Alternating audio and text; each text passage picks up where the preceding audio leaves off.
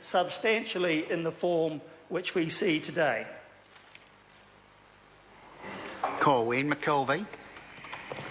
Thank you, Mr. Speaker. It gives me pleasure to have the opportunity to speak on the Bail Amendment Bill, and I intend to not perhaps go into the legal part of this bill and the bill part of this bill as much as some of them, because I've got two very competent legal members of the constabulary following me, who I'm sure will go into that for me.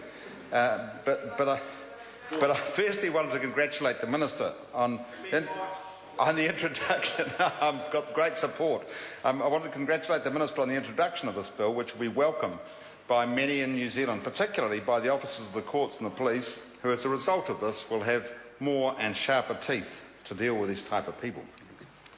I want to comment briefly on our communities and how they work, and as a grandparent, I guess I particularly welcome this bill, as I'm sure all grandparents will. As the older you get, the more concerned you get with law and order matters, and of course that's because you've got so many generations following you. But I want to go back to the days when I went to school, and in my day we walked down a 2-mile metal road to go to school. Nowadays, no snow where I come from, Chris Balfoy. Never had snow there actually, but we walk down the metal road 2 k's to school. Nowadays, mothers and fathers do not let their children walk 2 k's to school down the metal road, for the very reason that we're introducing stricter measures around bail conditions to this Parliament. And there's no doubt that this type of activity in the country and the releasing of these people prematurely and without just cause into our community has given a lot of grief to many in our community. The key aspect of this bill, has been stated, is that it makes it more difficult for serious offenders to get bail.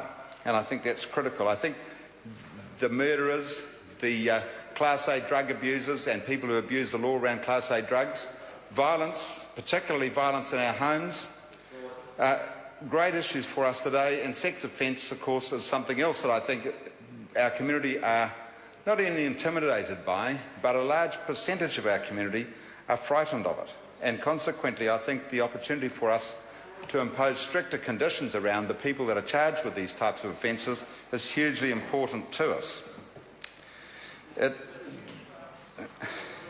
This bill also allows the community who detest and fear those people who commit those crimes to put much stricter conditions around the age, the younger people, and we've looked at historically let our under 20-year-olds have a much more lenient bail set of conditions around them than was required, and I think that the insertion into this bill of stricter clauses around our under 20-year-olds is a great opportunity for us to tidy that part of the criminal sector up. But also our under 17-year-olds, who police have historically had to get a warrant for to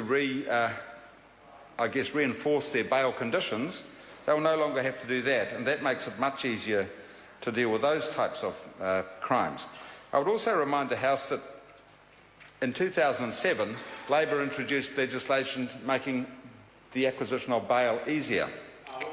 I think you've got it again.